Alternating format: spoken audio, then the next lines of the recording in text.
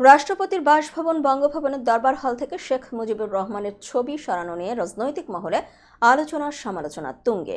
ছবিটি সরানোর কথা প্রথমে জানিয়েছিলেন অন্তর্বর্তী সরকারের নবনিযুক্ত উপদেষ্টা মাহফুজ আলম। শেখ মুজিবুর রহমানের ছবি সরানো নিয়ে সমালোচনা প্রসঙ্গে মাহফুজ আলম বলেছেন, কেউ যদি সরকারি অফিস থেকে শেখদের ছবি সরানোর কারণে আক্ষেপ প্রকাশ করেন, তবে তিনি এ গণ অভ্যুত্থান ও গণমানুষের চেতনারই নিন্দা জানালেন। বুধবার সামাজিক যোগাযোগ মাধ্যম ফেসবুকে এ নিয়ে একটি দীর্ঘ পোস্ট দিয়েছেন মাহফুজ আলম। তার স্ট্যাটাসটি নিম্নে তুলে ধরা হলো। পতিত শেখরা শেখ মুজিব ও তার কন্যা আরেক শেখ তাদের ফ্যাসিবাদী শাসনের জন্য জনগণের তীব্র রাগ ক্ষোভের মুখে পড়েছেন। তাদের মধ্যে একমাত্র পার্থক্য হলো শেখ মুজিব একসময় পূর্ব বাংলার গণমানুষের জনপ্রিয় নেতা ছিলেন, যে জনপ্রিয়তা হাসিনা ছিল না।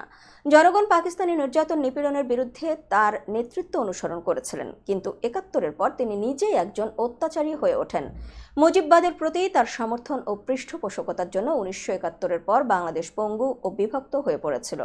নিজের ফ্যাসিবাদী ভূমিকার কারণে ১৯৭৫ সালে তার মৃত্যুতে মানুষ শোক প্রকাশ করেনি। তবে শেখ তার ৭১ সালের আগের ভূমিকার জন্য সম্মান পাবেন যদি শেখের ৭১-এর পরবর্তী গণহত্যা, জোরপূর্বক গুম, দুর্নীতি, দুর্ভিক্ষ ও নিশ্চিতভাবে ৭২-এর সংবিধান, যা বাকশাল প্রতিষ্ঠার পথ প্রশস্ত করেছিল, এসবের জন্য তার দল ও পরিবারের সদস্যরা বাংলাদেশের জনগণের কাছে ক্ষমা চান।